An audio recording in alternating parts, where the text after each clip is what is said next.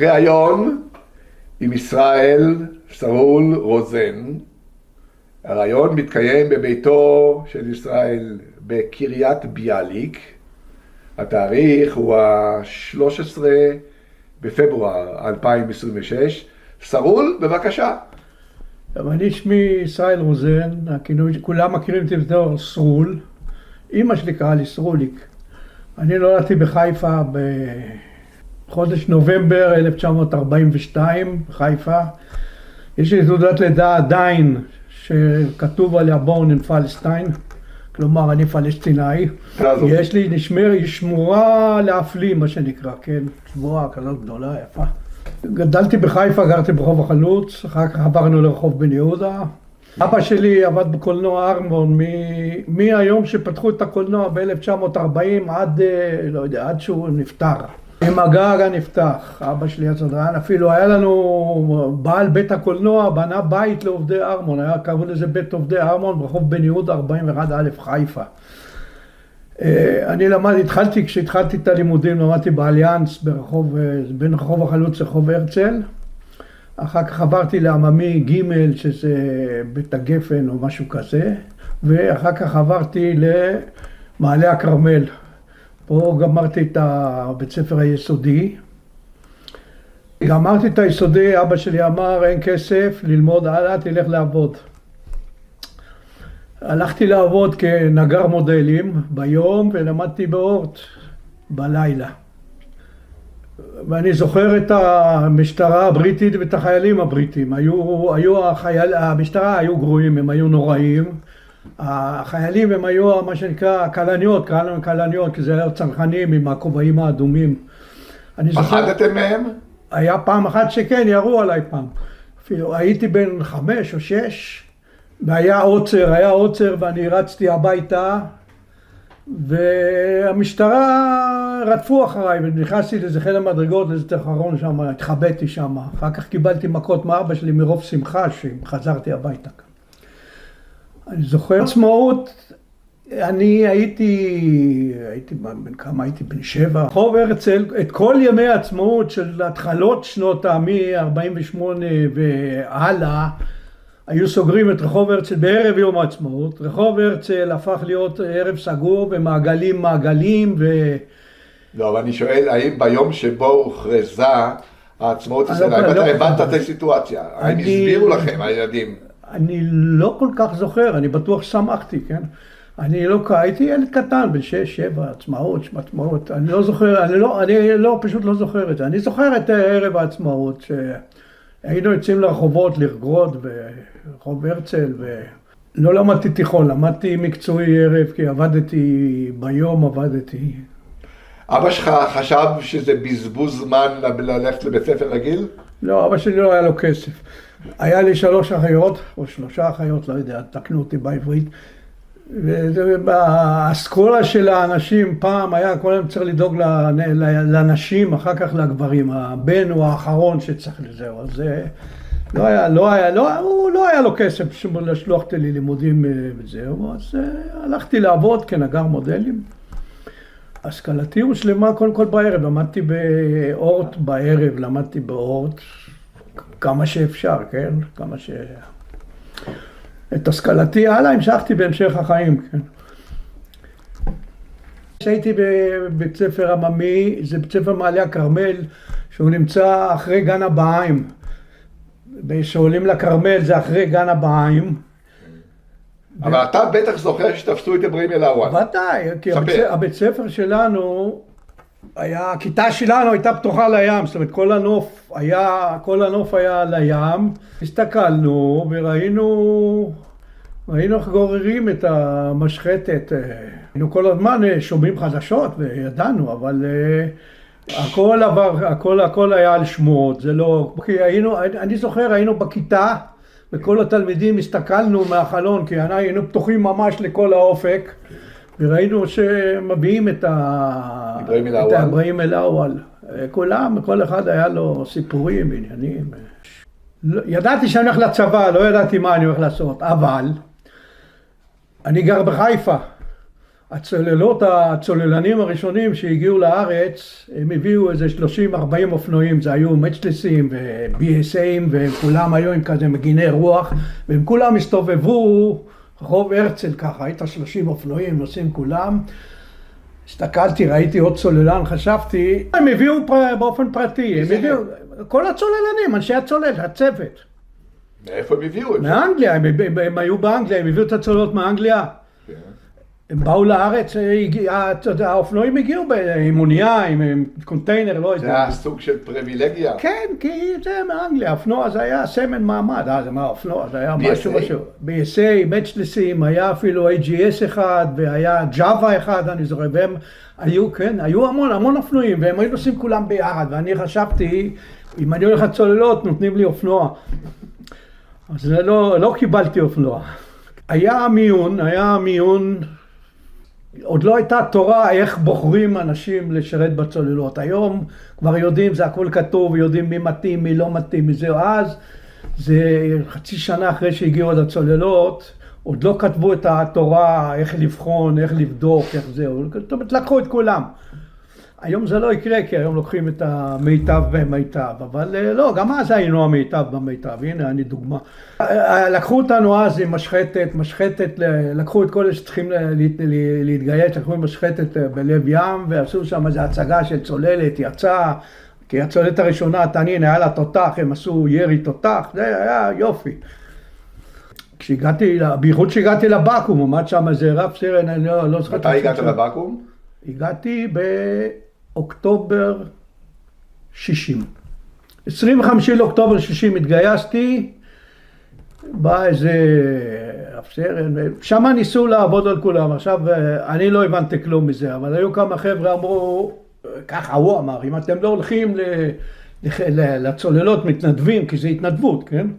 אם אתם לא מתנדבים, אתם הולכים לפילון, פילון. אני לא ידעתי מה זה פילון, תמיד לא ידעתי, הרבה שנים לא ידעתי אפילו איפה זה פילון. אחר כך הסבירו לי, זה גולני, זה, אמרתי לך לחיל הים יותר טוב בשביל ללכת בשדות, כן? איך שהגעתי, ישר החתימו אותי, 5 שנים, 2 חובה, 3 קבע, ישר החתימו שלא יברח להם. וכך הייתי בבקו"ם איזה 2-3 עד שאספו מספיק אנשים לבנות קורס. הגעתי לקורס ואני מחזור ב' בארץ, כן? מי המפקד הקורס? איוון. אברהם דרור. אברהם דרור, שאני רואה אותו היום, הוא נראה כמו שראיתי אותו ב-1960, רק הזקן שלו במקום ג'ינג'י נראה לבן, אבל בדיוק אותו לבן. בן 95 בערך. כן, הבן אדם, אני פגשתי אותו לא מזמן, לפני שבועיים. צלול, ממש מדהים. מה עברתם בקורס? זה התחיל ככה, עשו לנו סדרת ים, אני לא מבין עד היום למה, זה ללכת מראש הנקרה לאשקלון ב4 ימים. ליום, ואני בזמנו שאלתי מה, אני בצוללת, אני הולך 3-4 מטר, מה אני צריך ללכת את זה? אז הם הסבירו לי, זה מין צורה של גיבוש כזה, זה לא חשוב אם אתה תגמור את ההליכה או לא, רוצים לראות איך אתה מתנהג רוצים לראות אם אתה חברים, אתה מתאים לצוללת, בכל זאת בצוללת זה מקום סגור שאנשים חיים ביחד. אחר כך יש קורס צוללן, מלמדים לך את כל הצוללת. זאת אומרת, כולם צריכים לדעת את כל הצוללת. אבל מה עם פסיכומטרי לפני? לא היה. עוד לא היה. לא היו אמות מידה אישיות?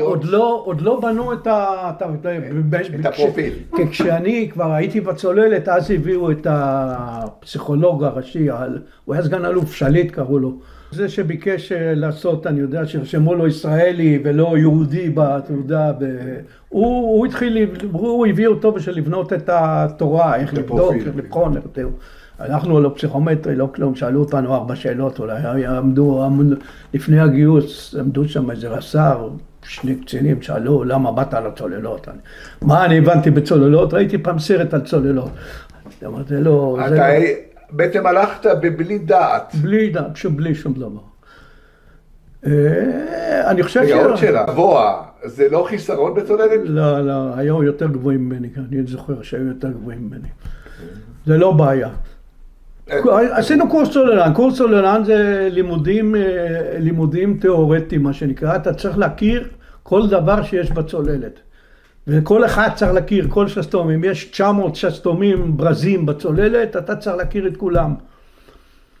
וזה מתחיל ככה, תמיד אתה לומד את המערכת, ואז תמיד המבחן הוא תמיד הסבר, שרטט ופרט.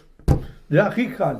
ואז אתה צריך לשרטט איפה את כל השסתומים, להסביר מה כל אחד עושה, ובכלל את המבנה של הצוללת. כשאתה גומר את הקורס צוללן, אתה הולך לקורס, למגמה יהודית, אחד מכונאי, אחד חשמלאי, ואז זה קורס אחר לגמרי. אותי שלחו להיות מכונאי, לא ידעתי בחיים מה זה מכונאות, אבל כנראה החליטו שצריכים 8 מכונאים, כי היה קצת מצב קשה בצלוק כשאני באתי, כי הרבה עזבו מהדור הראשון, מה שנקרא, והיה חוסר. אז הם החליטו לפי הצורך, לא בדקו אם אני מבין, לא מבין. הם אמרו, זה יהיה מכונאי, זה יהיה חשמלאי, זה יהיה זה. אני הייתי מכונאי, והלכתי לקורס מכונה, מה שנקרא שלב 6. כשגמרתי, אז... תן קצת פרופורציות על המנוע של צוללת. הצוללת הראשונה שאני הייתי, זה הייתה רב. זו הייתה הצוללת שאני חושב היה חוצפה להפליג איתה. זה צוללות שלפני מלחמת העולם השנייה, אני חושב, רק היה חסר עוד משוטים להפעיל אותה, כן? היה שם הדיזלים, זה דיזלים שהם גם גנרטור וגם הנעה ישירה, אני לא רוצה להיכנס לפרטים טכניים יותר מדי, אבל הדיזל היה כמו שדיזל בנה דיזלים, ככה זה היה, זאת אומרת לא היה שום דבר מסובך שם, היה בוכנה והכל גדול אמנם, אבל הדיזל עצמו היה דיזל פשוט, שהתפקיד שלו היה או להפעיל את המדחף או להפעיל גנרטור, לטעון את המצברים. זה לא רק דיזלים, זה כל המערכות הטכניות שישנם בצוללת, כמו לחץ אוויר, פנאומטיקה, הידראוליקה, כל מה שיש בצוללת. מכונאי עושה כמעט הכל, חוץ לא היה התפלת מים, היה אולי 5 ליטר מים לבן אדם ליום, זה לחוץ את הפנים אולי. אם היינו מפליגים לחול, כי אז הפלגנו איזה 2-3 בשנה לחול. אם היינו הגענו לנפולי או לטולון, או שהיינו מתרחצים בים, ואז עומדים על הסיפון, והרס"ר היה עם צינור משפיץ עלינו מים ככה, כי כשאנחנו יורדים לחוף, אנחנו או עם מדי א' או עם מדים לבנים. עכשיו מכונאי בצוללות, אז, זה חדר מכונות, קודם כל לא היה אוזניות וזה רעש שאתה לא שומע כלום. בגלל שאתה לא הולך יש שמן וגריז וכל מה שאתה רוצה. וזה הריח הזה נשאר אצלי עד היום אני חושב. היו כמה רס"רים. היו 55 איש. ב-S קלאס היו בסביבות 50 איש. היה מפקד הצוללת הראשון שלך? רהב אמרת? רהב היה, אני חושב הדר קמחי. הדר קמחי שפגש אותו לא מזמן, שמע, בן אדם מדהים. יותר מבוגר מאימן, כן. בן אדם מדהים. יש 5 רס"רים בצוללת, אבל התפקיד הכי טוב בצוללת זה להיות רס"ר, כי רס"ר לא עושה כלום. אלא אם כן הוא רוצה, כן? כי רס"ר לא עושה משמרות, כי הוא השר, אם הוא רוצה הוא עושה. כמה מכונאים יש בצוללת בזמנך? ב-S קלאס היו למעלה מ-25 מכונאים. אנחנו היינו עושים, המשמרות שלנו היו ככה, היינו בחדר מכונות, היינו 2, 4 בחדר מכונות במצב רגיל, במצב שינור היינו 6 איש בחדר מכונות. באופן אופטימלי היה, הכי טוב זה היה לעשות זה 3 משמרות, זה משמרת של 3 שעות, 6 מנוחה, 3, 6. היה מכונאי בעמדות צלילה, בעמדת צלילה במרכז גם מכונאי, בשינור עוד פעם מתגבר את זה עם עוד אחד. ובירכתיים יש גם כן מכונאי, זאת אומרת בערך 10 מכונאי למשמרת. זאת אומרת, לאף אחד אין מיטה. אתה הולך למיטה שפנויה. ככה, עם הבגדים, עם הנעליים, בלי סדין ובלי פיג'מה. אתה הולך למיטה שיש. כי אתה מחליף מישהו יוצא לבוא למשמרת שלך, אתה נכנס במקומו, עכשיו בזמן הזה, ב6 שעות האלה אין לך מנוחה. כי ב6 שעות האלה, אם יש למשל ארוחה, אז אתה צריך לאכול וללכת להחליף מישהו במשמרת. אם יש עמדות קרב, אתה צריך ללכת לעמדות. אם יש עמדות ניקיון או כל מיני דברים אחרים ולבצע את ההחזקות, אז זאת אומרת, בדרך כלל המפקדים היו בלילה, היו יורדים ל100 רגל או למשהו כזה, ל4, 5, 6 שעות, שיש שקט. בצלילה הדיזלים לא עובדים הרי, אז אין בעיה. אז שיש שקט שהצוות יוכל, מה שנקרא, לנוח. מהיום הראשון צללנו, מה זאת אומרת? מה זאת אומרת? באנו לצלל, התפקיד של הצולל זה לצלול, הרי לצלול כולם יודעים, לעלות לא כולם יודעים. הרב הלכה לשיפוץ כי צוללות הן עובדות לפי החזקה, מה שנקרא, החזקה מתוכננת, אז כל 2 או 3, תלוי לפי המצב, משביתים את הצוללת לשנה ומשפצים אותה. אני עברתי אחר כך לתנין. בינתיים גם עליתי בדרגות, כן? גם המצב שלך בדרגות, בצוללות, לפי ההיררכיה האנגלית, כמה שאתה עולה בדרגה, המצב שלך, התנאים שלך הרבה יותר טובים. אם אתה רבט, אז אתה במיטות מסכנות כאלה, בשני פינות, או בחרטום או בירכתיים. אם אתה סמל, קצת יותר טוב.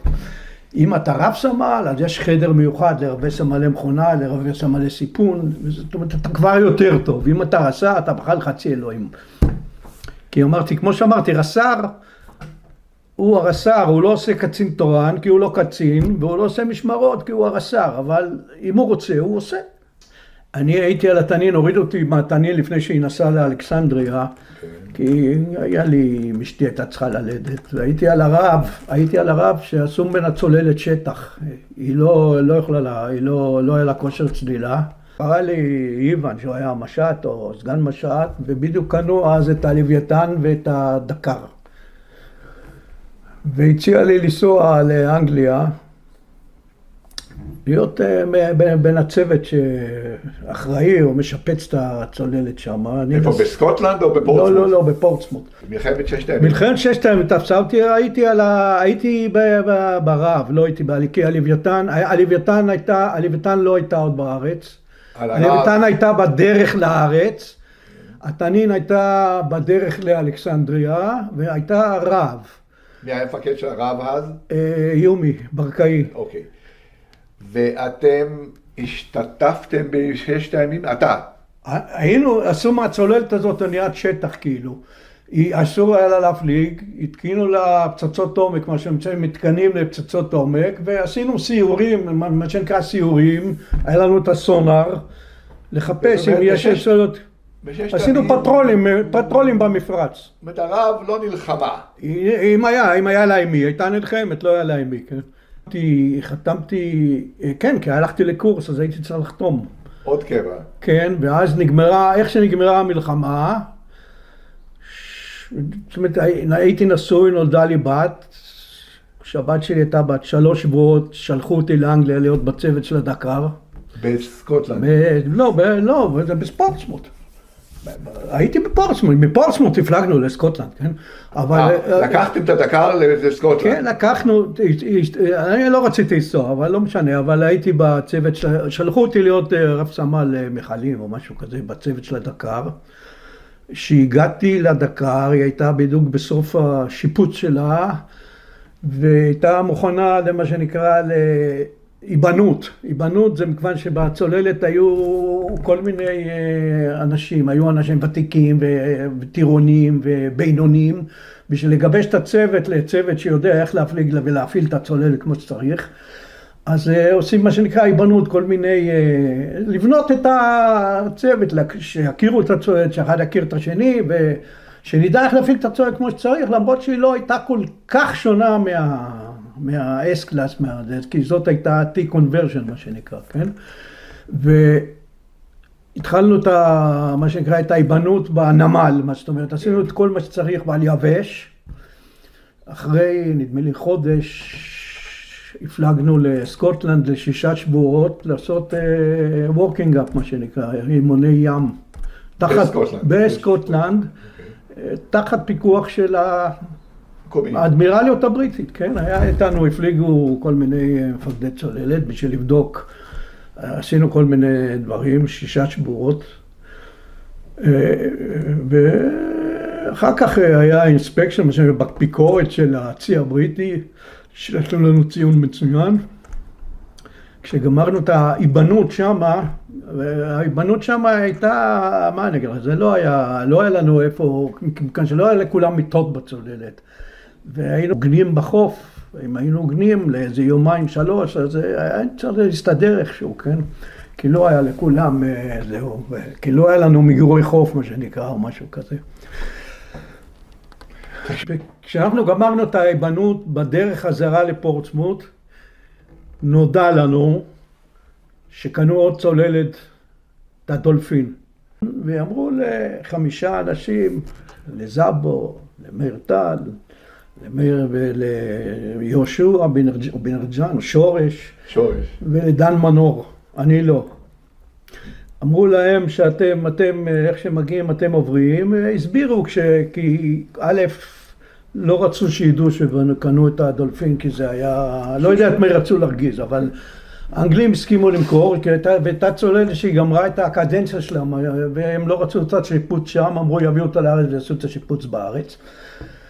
אמרו עכשיו צריך צוות, אז אספו כל מיני אנשים, אספו כל מיני צוללנים לשעבר, ואמרו להם, אתה רוצה להיות שבועיים באנגליה, וככה אספו איזשהו גרעין שיוכל להפעיל את הצוללת. הפיצו אותם לפורטסמות'. הפיצו אותם לפורטסמות'. כולל איוון. כולל איוון. אני באיזשהו שלב, שזה היה כמה ימים לפני שהפליגה, פתאום בא אליי הצ'יף ואמר לי, דן מנור, הוא צריך להיות בארץ קודם, אז הוא יורד, זאת אומרת, הוא חוזר לדקר, אתה הולך לדולפין. אני זוכר כי באותו יום הגיע גם זה שכתב את הספר 7 ימים בדקר, ערן שורר, הוא בדיוק עלה לצוללת ואני לקחתי את המזוודה. במקרה בדקר היה לי מיטה שלי, נתתי לו את המיטה שלי ואמרתי לו תראה מה הם עושים לי, כי אני לא רציתי, כי עד היום בדקר יש לי איזה 30 בקבוקי וויסקי ו50 קופסאות טבק שהשנתי עם מקטרת. אמרתי אם יום אחד תוציא את הדקר, זה הלוקר שלי, תביאו לי את זה. במקרה דן מנור, אשתו הייתה צריכה ללדת בדיוק בתאריך שהצוללת מגיעה, ואז הוא רצה להגיע, כי הדולפין הייתה צריכה אמורה להגיע 10 ימים אחרי זה. זה ככה אמרו לי, על כל פנים, למה הורידו את ה5? אמרו לתגבר את הצוללת, כי אספו כל מיני אנשים, אז אמרו צריך לתגבר בכל מחלקה מישהו שהוא קצת יותר ספצי. אז בשלב מסוים, אראל, יעקב בא אליך ואמר... לא, הצ'יף בא אליי, נו. כן. הוא אמר, אתה יורד... רן שמעון בא אליי, אמר לי, קח את הדברים, תלך, לא לקחתי, כי אני יודע שאני חוזר לדקר, כשהיא מגיעה לארץ אני חוזר, כי אני הולך להיות הרס"ר שלה. אז אני לקחתי איזה תיק עם כמה בגדים, והלכתי לדקר, לא התאכזבת? התאכזבתי, כן התאכזבתי. כי רצית להגיע מוקדם. לא יודע אם מוקדם, רציתי להגיע, הייתי חלק מהדקר, זה החברים שלי. היה לך משפחה בארץ. יש לי משפחה, יש לי ילדה שלא ראיתי אותה חצי שנה. זה לא הייתה הסיבה, הסיבה הייתה,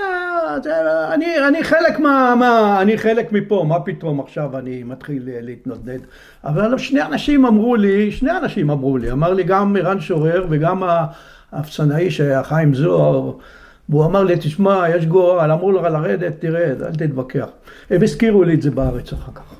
החררתי את החבל בירכתיים. של הדקר, ועמד שם הקצין גדעון סגל. והוא סתם זרק, אל תשכחו לזרוק פרחים כל שנה. זה היה נראה דבילי או טיפשי. כן, היה נראה כזה טיפשי כזה, אבל זה יצא מציאותי. אוקיי, הדקר יצא לדרך, כמה זמן אחרי... שבוע אחרי זה. שבוע אחרי זה יצאתי... שבוע אחרי זה, בערך שבוע, כן. הדולפין יצא, זאת אומרת, כי לא היה לה כושר צלילה, והיא הייתה כאילו אוניית מסע. בציפה, כן. כן, כל מה שהיה באנגליה, חלקי חילוף, עניינים, כל מה שנשאר, הכל העמיסו על הדולפין, היא כאילו אוניית מסע שתגיע לארץ, אין לה כושר צלילה, וככה היינו צריכים להפליג לארץ. קודם כל הגענו בגיברלטר ללילה אחד, ליום אחד, כן? יצאנו מגיברלטר באיזשהו שלב, קודם כל שמענו כל הזמן גלי צהל או איזה משהו, אלחוטן היה מעביר ברדיו כל הזמן... אז כל מדינת ישראל ואשתו כבר ידעו? אנחנו לא. אתם לא ידעתם. מי שהיה צריך לדעת ידע, כן? אנחנו לא ידענו, אנחנו הפסקנו להפליג, היו כמה אנשים שידעו.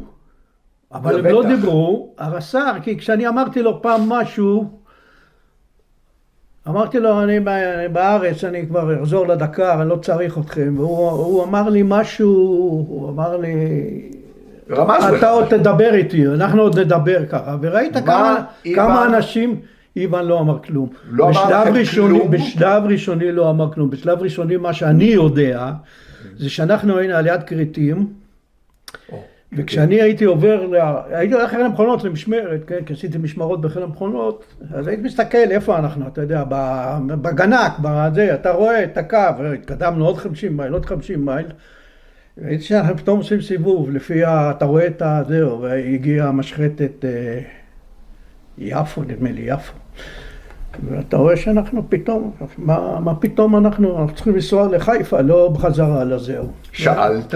שאלנו ואמרו, יש פה, אני יודע, עושים ניסוי, כי היה, אז דיברו על בני מימון שהתקינו איזה משהו מיוחד על הצוללות לגילוי וזהו, אז עושים איזה ניסיונות וזהו. אבל צריך לקח הרבה זמן, זה לקח, אני יודע, אני לא זוכר אם זה באותו יום או זהו, איוון קרא לי ולמאיר טל אליו לחדר, ואמר לנו בדיוק מה הוא אמר לכם? הוא אמר לנו, עבד הקשר עם הצוללת, זה קרה, גם בשלב מסוים הפסיק המוזיקה בצוללת, כן? כי מי ששמע את זה ראשון, זה אלחוטן, והוא בא לאיוון ואמר לו, תשמע, אי אפשר היה שלא לדעת. הוא אמר לו, יש שידורים, בדרך כלל לא משדרים בזה, משדרים בגלוי לדקר, תשדרי אות. ואנחנו בתור צוללנים, זאת אומרת ריאליים, ידענו שזה מקרה אבוד, כן?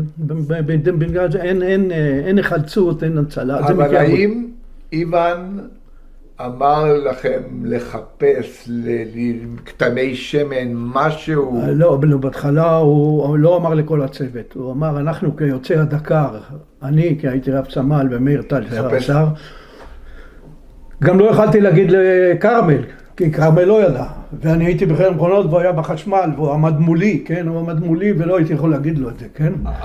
איוון אמר לך לא לספר? לא, הוא אמר לנו לא להגיד כלום, כן. יותר מאוחר הוא אמר את זה לכל הצוות, אבל באותו זמן אני באתי לחיל המכונות למשמרת שלי, והייתי כבר מזועזע ועצבני ובאמת זהו. ולא יכלתי להגיד לקרמל, כי קרמל גם הוא איש הדקר, ולא יכלתי להגיד לו. התחיל המכונות יומיים אני חושב. והאווירה בצוללת, זאת אומרת באותו יום בערב, איוון אמר, סיפר את כל מה שקורה, ואמרו לנו לחפש, אני יודע מה. והים סוער. הים היה נורא סוער, אי אפשר היה לעמוד אפילו על הגשר, כי הים היה... שיח עורף. זה לא עניין של שיח, היה גלים, והצוללת מטלטלת, ולמעלה גם אין מקום על הגשר, ל3 איש אולי, כן? זאת אומרת, זה היה חיפוש, לדעתי היה חיפוש בשביל... זה לא היה טעם, כן? אבל צריך לחפש. כי אם כל העולם הלך לחפש, אז אנחנו לא נחפש. בדרך חיפשנו, כי עברנו על אותו נתיב. אחרי שהגענו לארץ, יצאנו עוד פעם לחפש, אבל זה היה, אני חושב, זה היה בשביל מראית עין, זה לא היה חיפוש. נגמר לנו, גם הדלק, גם האוכל, גם זה, מגיעים הביתה, אבל זה הדבר הכי נורא שהיה בארץ. עכשיו ככה, שהגענו לארץ, הרציף היה מלא באנשים. והבנתם למה? בטח שהבנו, זאת אומרת, כבר עשינו את האחד ועוד אחד, כן? כי אף אחד, קודם כל הצולל, הדקר, הדולפין לא הייתה דומה לדקר, כי בדקר שינו את הגשר, וזה היה גשר הדמה לדולפין, זה היה חצי גשר, אבל אנשים לא הבינו בצוללות, ראו צוללת ולא ידעו שיש עוד צוללת, ופתאום באה צוללת, כולם רצו לנמל, כולל אשתי, אשתי גרה בחיפה, ברחוב בן יהודה, ויש לה את כל הנוף של הנמל, והם ראו צוללת, כי לאשתי לא הודיעו שעברתי צוללת, לכולם הודיעו. לאשתי לא הודיעו שעברתי, הם כבר ישבו 7 עליי, כן? כבר כמעט ישבה? אמא שלי ישבה 7 כבר, כן? אחותי אמרה, הדגים אוכלים אותו, אני יודע. אז רגע, אשתך באה לבד? אשתי תפסה את אבא שלה ואת אבא שלי, ולקחו טקסי ורצו לנמל, ופתאום ראו אותי יוצא מתוך הגשר, מה היא אמרה לך? איך היא ראתה את זה? הם נעמדו דום, אבל אני לא יכלתי לצאת, כי כשאני יצאתי החוצה ואני רואה את כל המשפחות שם, ואני רואה את המשפחות שמכירות אותי, אכלתי אצלם, הייתי אוכל אצלם ביום שישי, שבת, נשים, ילדים וכל זה. אנשי הדקר. אנשי הדקר, נשים של הצוות, ואז באיזשהו מקום אמרתי, הסתכלתי על אשתי, אמרתי לה כמה מילים וברחתי בחזרה לצוללת, לא יכלתי לעמוד בזה. בערב הלכתי הביתה. אני שאלתי, האם היו, אם אתה זוכר, האם היו עיתונאים? אני לא זוכר, אני לא זוכר שהיו עיתונאים. לא זוכר לא יודע אם היו עיתונאים, לא יודע. היא אומרת שלא היה, אבל... לא יודע. הגנתם, מה היה השלב הבא? השלב הבא, למחרת יצאנו לחפש. עם הדולפין, עוד פעם, כן. איוון, זאת אומרת, יומי החליף את איוון, ויצאנו לחפש לאיזה יומיים שלושה ככה, הסתובבנו בים, שזה היה, עשינו משהו, כן. אתה זוכר מתי הכריזו משהו על נהדר? כן, אני חושב שאחרי 10 ימים... מי הכריז? נו, איך קוראים לו? זה בלי עין, נו. משה דיין אסף את כולם. משה דיין בא אליכם? אספו את כל המשפחות באיזשהו עולם בבת שם, איפה שכולם.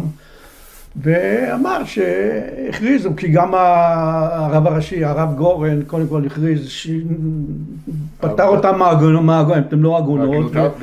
כן, הוא פטר אותם מהר מאוד. הם עשו את זה מהר מאוד, בלי, כנראה שהוא היה אדם ריאלי, והבין את זה מיד, כן.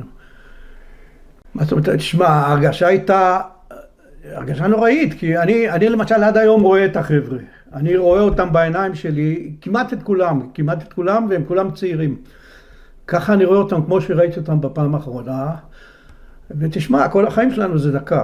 אנחנו כל הזמן, היו ימים שהיו סיוטים, אבל לא הפסקתי, המשכתי להיות בצוללות עוד 20 שנה, כן. אני נהייתי הרס"ר מכונה של הדולפין. אחרי שגמרו לשפץ, הייתי הרס"ר, חתמתי הלאה, כן. חתמת לקבע. חתמתי הלאה כבר, הייתי כבר ילד גדול, כן. ובשנת 73, התחלת 73, התחילו לבנות את הצוללות לא, אבל כל השנים האלו עד יום כיפור. המשכתי להפליג. לא עד יום כיפור, לפני יום כיפור. הייתי איש צוות של הצוללת, הייתי הרס"ר המכונה של הצוללת, והמשכתי להפליג עם הצוללת. בינתיים, הלוויתן גמרה היו שני צוללות, היו הלוויתן, לא, התנין גמרה הרבה לפני. היה הלוויתן והדולפין. הלוויתן כבר הייתה ראויה לגמרי, והוציאו אותה משירות, ונשארה הדולפין לעוד קצת זמן, לעוד איזה שנה אני חושב. אני בינתיים שלחו אותי כאיש צוות טכני לבנייה של הצוללות, אני בניתי אותה, את זאתי. איזה צוללות זאת? צוללות הגל. מה השם של הצוללת הזאתי? גל. גל, אוקיי. זה גל, תנין ורב, הם קיבלו את השמות גם, את הגל, תנין ורב. אז זאת אומרת שכאשר פרצה מלחמת יום כיפור, איפה אתה היית? הייתי בבארו אינפרנס, איפה שבנו את הצוללות. באנגליה, בבארו. מתי הצוללות החדשות היו אמורות להצטרף לחיל הים?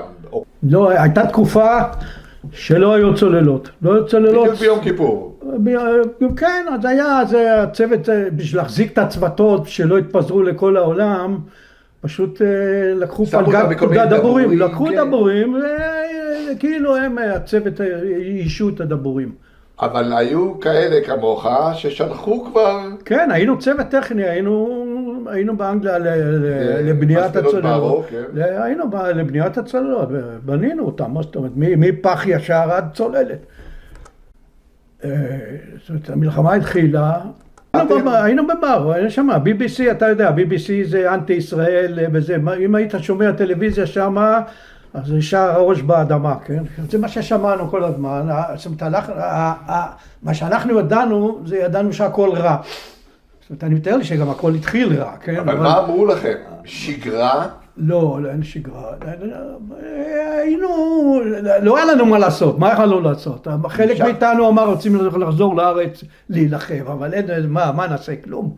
אין מה לעשות. אז ישבנו, מה שנקרא, עם הראש באדמה, האנגלים שהיו מסתובבים סביבנו לא רצו להסתכל עלינו, כי גם הם נזנו מהטלוויזיה, ב-BBC או מכל התחנות שם. ושמע, היינו ממש מדוכאים לגמרי. גם כן, אתם הרי התקנתם בצוללות את הדרישות של חיל הים. האם המקומיים הסתכלו במה שעשיתם ואמרו, וואלה, על זה לא חשבנו? לא התערבתי עם דרגים כאלה. לא דיברת איתם? אני דיברתי עם האנשים, עם הפועלים, עם זה, אבל מה הבנת? מי שחשב מה שאנחנו עושים, זה אנשים, למשל בדקר למשל, הרי את הדקר שינו לגמרי.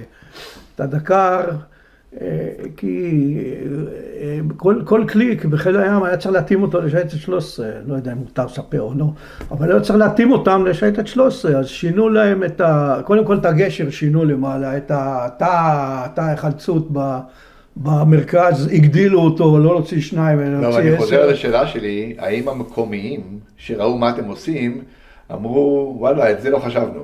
אני לא יודע, כי א', הצוללות גל האלה זה צוללות גרמניות, שבגלל סיבות פוליטיות לא בנו אותם בגרמניה אלא באנגליה. אז אתה מבין, אז לאנגלים גם היה בעיה, כי הם היו צריכים לעבור מאינצ'י למילימטר, זה היה להם בעיה עם זה, כן? היה בעיה, וזה צוללות 208 נדמה לי גרמניות. אבל אנחנו לא עשינו שינויים, אני יודע מה, האנגלים ידעו מה בונים, הם ידעו מה בונים, אבל עכשיו העיקר השינויים הרי זה בדרך כלל מה שיש בקופסאות האלקטרוניקה בפנים, כי זהו, אתה לא יכול לבנות מה שאתה רוצה, כי אתה צריך אישור של המהנדסים, של זה, האמצעים המתוחכמים של האלקטרוניקה הובאו מהארץ? או שחלק הובאו או ששמו פה. זאת אומרת, זה דברים שעסק שלנו, זה לא קשור לאנגלים, לא קשור לאנגלים ולא קשור לאף אחד. מתי חזרת לארץ מבארו? נדמה לי סוף 75, 76. חזרת עם צוללת? לא, חזרתי, כי לא הייתי איש צוות כבר. הצוללת באה אחרי זה. חזרתי לארץ והלכתי להדרכה, בדיוק התחילו להעביר קורסי צוללן, אז הלכתי לבית ספר צוללן. אבל אתה היית מדריך מכונאות? מדריך של כל הצוללת. זאת אומרת, קורס צוללן לומדים הכל, בקורס צוללן לומדים הכל. ואתה היית מדריך? אני הייתי מדריך, כן. הייתי מדריך עד שהגיעה הצוללת הראשונה, הגל. מי הייתה הצוללת הראשונה? הגל. שקראו לה גל? גל קראו לה, היא הראשונה שהגיעה. ב-76? 76, כן. ואז עברתי לצוות החזקה. עד השחרור שלי, כן. במבצע שלג השתתפתם? הצוללות השתתפו בשלג? כן. אני הייתי איש צוות, אבל קראו לי לאיזשהו משהו, ואני לא מדבר על זה. בראשון לינואר 85. השתחררתי. התגייסתי בנובמבר 60. 25 שנים. כן, 25 שנים התגייסתי. מה היה התפקיד האחרון שלך? בהחזקה, הייתי איש החזקה. אני רוצה להגיד לך שאפילו... בכיר. אני אחד שמכיר את הצוללת, אין שי בבורג שאני לא מכיר בעל פה. 15,000 מספרים קטלוגים אני בעל פה. אין דבר בצורך שאני לא מכיר או יודע, עם מרוב הענווה שלי. איזה קלאס היה האחרון שלך? S קלאס? לא, זה היה הגל קלאס. היה S קלאס, היה ה-T-Conversion והיה הגל. אחר כך כבר יש את הדור החדש, מה שנקרא, זה כבר לא בשבילי. אני גם אחרי שהשתחררתי, הייתי במילואים, מה שנקרא, ביום ראשון, צוות יום ראשון. אם בתחילה המלחמה, הראשונים שמגייסים יש מילואים בצוללת? אין, כמעט שאין. אני הייתי מילואים בהחזקה, והייתי בהדרכה של קציני פום. פרשתי לפנסיה בגיל 55 בערך. משחק טניס, שוחה בבריכה. מה? כן. אתה עושה כושר, כן. אני כל יום שעתיים בחדר, שעתיים אני. היום למשל שחיתי 40 בריכות, ועשיתי 45 דקות חדר כושר. מה שאני עושה כל יום בערך, כן? ואני 40 שנה שחק טניס וסקווש וכל דברים. יש כמה פרלמנטים, אני מסתכל בטלפון שלי, יש לי איזה 7 עמותות של צוללות. יש לנו עמותת דולפין, שהיא העמותה של הצוללות. עכשיו יש לנו פרלמנט צוללנים צפון, מה שנקרא, שאנחנו פה בקריון נפגשים כל יום שלישי. אנחנו השבוע היינו איזה 21 איש. ויש לנו פרלמנט ברעננה, שיש שם איזה 40 איש, אני חושב. כל יום רביעי. לפני שבועיים עשינו איזה פרידה מיורם בר-ים, היינו איזה 100 איש. עכשיו ככה, תבין שהצעירים לא באים. הכי צעירים זה שילדים, אני יושב עם ילדים ל-75, כל אלה שהיו חניכים שלי.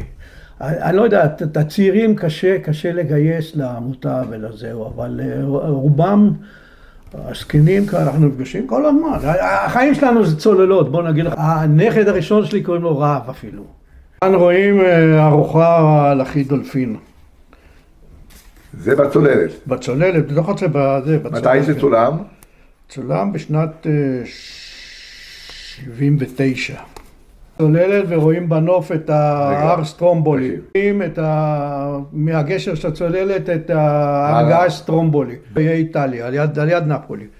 רואים שנסענו לאנגליה למגדל החלצות.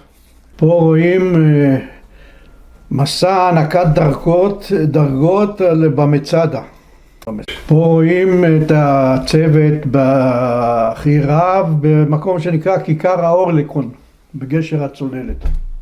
זאת הכי גל אחרי הבנייה באימוני ההפלגות שלה. אני מצולם בסקוטלנד על הרקע של הגשר של אחי דקר. צדיק? 77. זה הדוד. זה הסמלים של הצוללות, לכל צוללת יש את הסמל שלה, זה התנין. זה הסמל של הרב, התנין והרב זה חיות ים. זה של הגל. זה של כל הצוללות, זאת אומרת דולפין. וזה איזושהי מתנה שעשו לנו. הדקר, שמה האנגלי היה טוטם. טוטם זה איזשהו מבנה, איזשהו פסל שצ'יף אינדיאני בנה לצוללת. וזה היה מה שנקרא המסקוט, הקמע של הצוללת. זה יום אחד מישהו גנב אותו מהאנגלים, האנגלים לא הסכימו להפליג. הלכו לצ'יף האינדיאני הזה בקנדה שיבנה להם עוד אחד כזה. כשאנחנו קיבלנו את הצוללת, בא הרב הראשי, ולפי מה שכתוב, לא תעשה לך פסל תמונה בעניינים, והוריד את זה. הרב הראשי של צה"ל? הרב הראשי של כן, גורן, הרב גורן. והוריד את זה, והטוטם הזה נמצא במוזיאון הצוללות בפורטסמוט עד היום. אצלנו, לכל דת או משהו, יש אמונה תפילה שלה. ידוע שאסור לשרוק מתחת למים. נפטון מתעצבן. ואסור שאישה תעלה לצוללת. אבל גולדה מאיר הפליגה. אם הרב גורן החליט שלא יהיה, אז אין טוטם. מה, זה יותר חשוב הוא קובע. הוא אלוף, הוא קובע, אנחנו לא קובעים. היום, הרי כשאני מסתכל על סרטים של צוללות, אז אני רואה תמיד שם איזה תמונה אצל האמריקאים, בטי גרייבל, וכל אחד מנשק אותה, או אצל הגרמנים. והרב אמר שאסור? אסור, כי כתוב בתורה, לא צריך פסל או תמונה או משהו כזה. ואתם? הקפדתם על הוראות הרב? בדרך כלל. זאת אומרת, בוא נגיד ככה, יש בעיה של כשרות בצוללת. זה לא תמיד מסתדר, כן? היו אנשים דתיים שהיו אנשים יוצאים מן הכלל. בדרך כלל הטבחים הם אלה גם המשגיחי כשרות, מה שנקרא. הטבחים זה לא צוללנים, מה שנקרא, שופרה זה שופרה, כי אתה לא יכול למצוא טבח היום, סליחה, טבחים, הם אנשים מצוינים, כן? אבל היום מביאים כל מיני טבחים עם כל מיני הטבות שהם לא היו מה שנקרא ברמה של הפעלת צוללת, אבל היו דתיים, מעולם לא שמעתי מאיש דתי, והיו הרבה, שהוא יגיד ששבת והוא לא יעשה תורנות, או אני יודע, תן לו להניח את התפילים ואת זה, לעולם לא שמעתי תלונה או משהו מאנשים דתיים. אני חושב שהמפקד הכי שהוא לא נולד בצוללות זה שאול חורב. שאול חורב לא נולד בצוללות, כי בדרך כלל תמיד הקידום היה מבפנים, הביא אותו מבחוץ שיצא קצת סדר, אני יודע, אבל שאול חורב הוא היה משכמו ומעלה, מה שנקרא. פרופסור. הוא איש, גם אישיות וגם בן אדם, משהו. אז הוא למד להיות מפקד צוללת? כן, הוא למד, הוא היה מפקד סטיל, ומסטיל הוא בא לצוללות, אפילו אני לימדתי אותו צוללת, אני הכרתי לו את הצוללת, כן. אני הייתי המדריך שלו. הוא היה משכמו ומעלה, אין מה לדבר. היה גם רענן, המפקד של דקר, הוא גם היה ימאי מצוין, איש קצת מופנם, זאת אומרת, אבל כך צריך להיות, מפקד זה מפקד, יש מפקד ויש היתר, מפקד זה המפקד. רענן היה ימאי למופת. דרורה אשתי, אנחנו נשואים השנה, הכרנו ב-1900, אנחנו מכירים, לא, זאת אומרת, אני גרתי ברחוב בן יהודה 41 א', והיא גרה ברחוב בן יהודה 41. ההבדל בשנים שלנו זה ב5.5 שנים. היא הסתכלה עליי, הייתי איש חיל הים, עם שיער יפה, עם בגדים לבנים. היית בא עם המדים הלבנים? בא עם מדים, היא הסתכלה עליי וראתה משהו יפיוף כזה, נו מה, היא התחילה איתי. באיזה שנה הכרתם? 58. לא 58, מה קרה לך? 64, היינו חברים. גדלתי ברחוב ארלוזורוב, נולדתי בבית חולים הדסה בחיפה. התחתנו בשנת 66 במועדון הקצינים בחיפה. יש לנו 3 ילדים. הראשונה שרית שהייתה גם כן בחיל הים, קצינה. לה יש רהב, מאי וקיילי, 3. השני זה זיו, ויש לו גם 3. מה הוא עושה? הוא מנהל מחסן, משהו כזה. מחסנאי בטבעול, נו. מחסנאי בטבעול, והילדים שלו כפיר, צופנת ואודיה. רן הוא רוזן, הוא נהפך לרוזן, והוא מדריך טניס, אשתו עורך דינית, ויש לו את איתם ותור. 8 נכדים. אני הייתי בחיפה עם תינוקת בת חודש, והוא הודיע לי שהוא נוסע, וכיוון שהם אמרו אנגליה יש שפעת, עוד לא כדאי להביא תינוקות. היה אופציה להביא אותך? אני לא חושב. אני לא יודעת, הוא לא סיפר לי. לא היה אופציה, כי זה היה טווח קצר מדי. אוקיי, הבעל שלך היה בסקוטלנד. ואני הייתי אצל אמא שלי. אני אספר לך משהו לפני שנודע לי.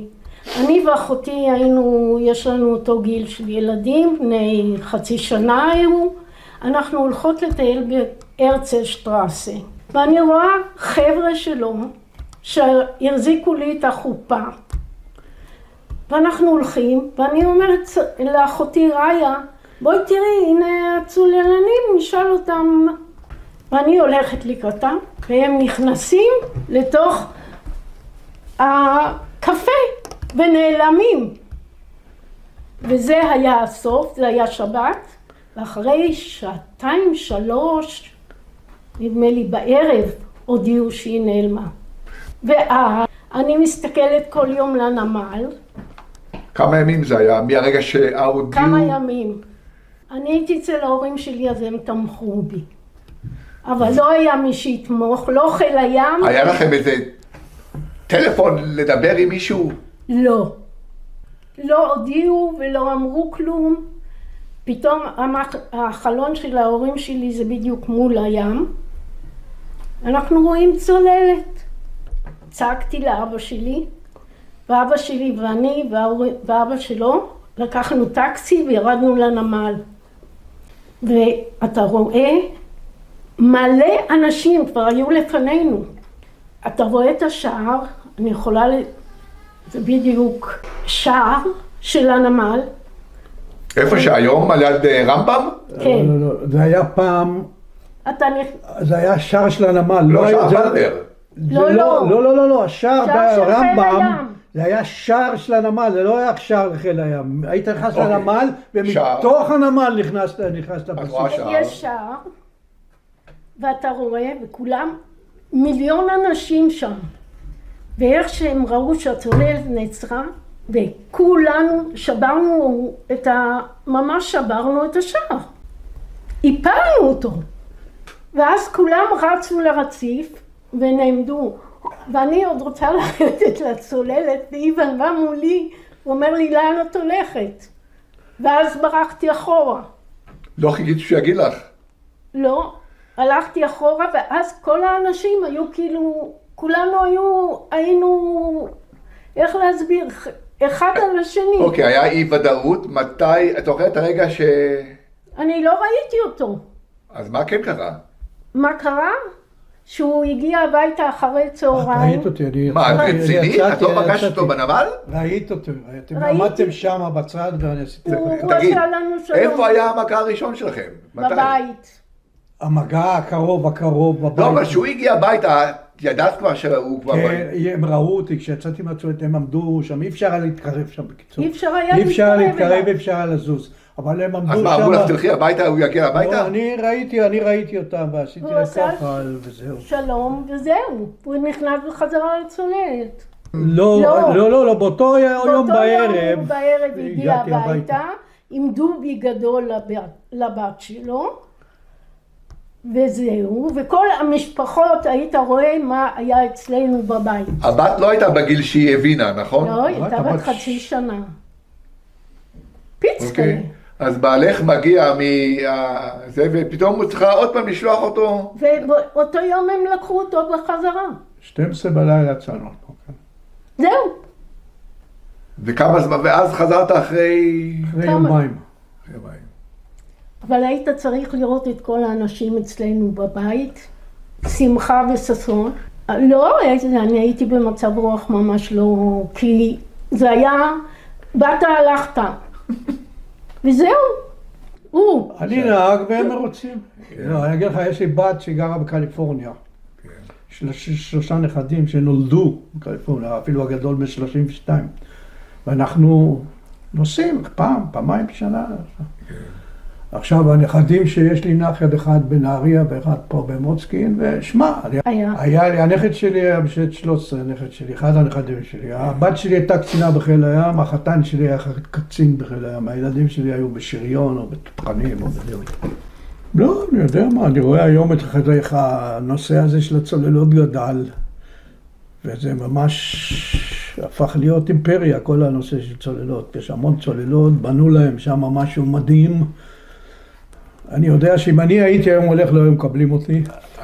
תשמע, אני אגיד לך, קודם כל צריך שיהיה לכל אחד צוללת אישית. עכשיו ככה עם צוללות לא מנצחים מלחמה, זה בטוח, כן? לא מנצחים מלחמה עם צוללות. אמנם אומרים יש נשק לא מדהים, אני יודע, אבל צוללות לא מצא, אבל צוללות עושות עבודה טובה. עכשיו לדעתי, אם צריך 4-5 צוללות, כי 5 צוללות זה אומר 2 ו3/4 פעילות. כי תמיד יש מישהו, תמיד יש אחד בטיפולים או בהחזקה או בזה וזה. אז זה מה שאומרים שיש 6 צוללות, ואת השישית תגיע עוד מעט, וה3 שהולכים לקנות זה 3 שמחליפות את הצוללת זה פח, והיא מתכווצת ונמתחת.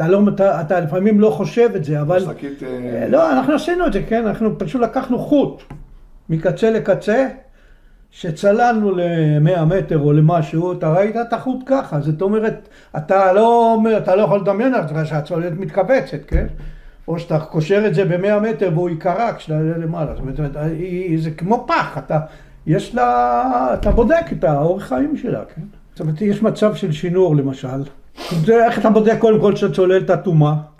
לבדוק את זה, לפני כל יציאה לים בודקים, עושים בדיקה, סוגרים את כל הפתחים, מפעילים את הדיזל לאיזה חצי דקה, עושים תת לחץ, מסתכלים על הברומטר, רואים אם הברומטר לא זז, סיבה שהצוללת אטומה. אם היא לא אטומה, אז לוקחים נר, הולכים להסתכל ככה, כל המקומות. עכשיו בשינור, מה זה שינור? שינור זה אתה מפעיל דיזל מתחת למים, ואתה מוציא צינור החוצה, כי אתה צריך אוויר, לדיזל צריך אוויר. דיזל צורך אוויר. עכשיו זה כמו שנורקל, בקצה של הצינור יש כדורית, זאת אומרת אם יש גל, שלא ייכנסו מים לדיזל, אז זה נסתם, אבל הדיזל ממשיך לעבוד, אתה מרגיש את זה באוזניים. זאת אומרת, האוזניים שלך פוק, פוק, פוק, פוק, ויש אפילו בצוללת יש עכברים, העכברים גם למדו לעשות השוואת לחצים. היו עכברים, הייתה תקופה שהיו עושים מה שנקרא פמיגיישן, עישון, היו סוגרים את הצוללת, מכניסים את ה... אז העכברים מתים, אבל אתה יכול להגיע אליהם, כי יש כל מיני חורים ועניינים, זה מסריח. לפחות 16 שעות ביממה. כי אני שומע כל מיני אנשים היום, לא מגיע להם כסף, לא מגיע להם זה, לא מגיע להם זה. אם הייתי עובד בחברת חשמל 16 שעות ביממה, הייתי מקבל פי 3 ממה ש... העבודה בצוללת היא קשה ומפרחת, גם לא כל אחד יכול להיות, אתה צריך להיות בן אדם מיוחד.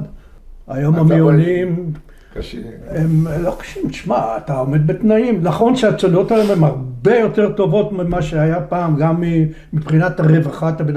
היום מביאים מהנדס שיחשב איך הכיסא יהיה ובאיזה צבע לצבוע, וכל דבר שיהיה ממש מבחינה פסיכולוגית, זהו, כן? אבל פעם, אני חושב שהחמש, 6 מחזורים ראשונים עוד לא ידעו בדיוק ככה איך ומה ולמה. עוד משהו, אנחנו נשות הצוללנים מאז היינו חבורה והיינו נפגשות כל פעם, וכשהיינו רואים צוללת זה היה בשבילנו כמו משהו אלוהי. הרגשנו שאנחנו אוהבים את המקום הזה. זה היה... יש עדיין עד היום נשות הצוללנים? היום כן, אנחנו מדי פעם נפגשות, אבל כבר פחות. את היית בצוללת? אני ראיתי איך שבונים את הצוללת, שלב שלב, כמו שאמרת, את הפסים של הבקבוק, זה אותו דבר. אני ראיתי כל השלבים שלהם. איפה, באיזה מקום? בבאו. בבאו, באנגליה. כן, עם 2 ילדים היינו שם. הייתי כבר עם 2 ילדים. וזה היינו, זה היה בשבילנו... לקחו אותם כל פעם, בכל שלב, לראות את ההתקדמות של הבנייה. אנחנו אהבנו את זה, היינו מעריצים את הדבר הזה. חנוכיה שבנה אותה אח של אחד מהצוות של הדקר. הוא איש פעיל מאוד, הוא יושב ראש אגודת יד לבנים בחיפה. מתי יש לך את זה? מלפני שנה. הסיפור הוא כזה שאנחנו גמרנו את ההיבנות בסקוטלנד, שזה היה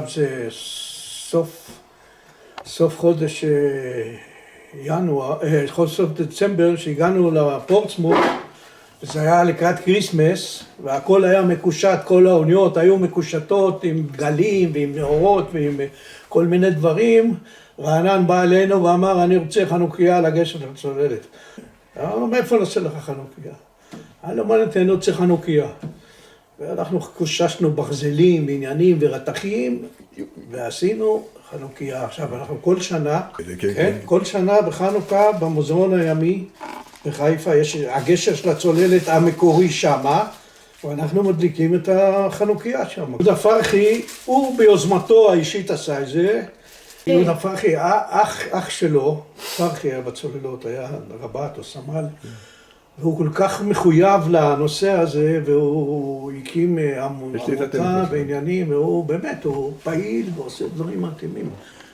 גילוי נאות, כבר אמרתי לכם, כיוון שאני ידעתי שבמלחמת יום כיפור לא היו צוללות, אז באופן טבעי סיפור השלט על הצוללת דקה, ואני שמח שראיינתם אותך. יש לי עוד אחד לראיין, אני מקווה שאני אגיע גם אליו.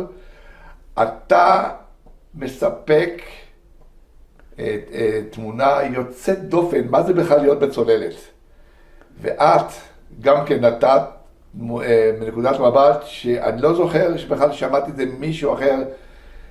אשת צוללן, מה היא מרגישה, איך היא רואה, איך נקודת, הרי הכל זה נקודת מבט, כל הפרויקט הזה זה נקודת מבט. אף אחד לא היה נשוי מהיתר, אתה מבין, מהחמישה שלנו הם לא היו נשואים, אף אחד. אתה היית נשוי? רק אני, כרמל לא היה נשוי. בקיצור, הנקודת מבט של שניכם עם יוצא דופן, אנחנו עד היום חיים צוללות. אתה רהוט ואתה חי את הנושא, ואתה יודע את התורה, ובאמת הרעיון איתך הוא יוצא מן הכלל. ואני כבר עכשיו רוצה להודות לכם על הרעיון. היום ערב יום שישי, אז אני אומר לכם גם שבת שלום ותודה רבה.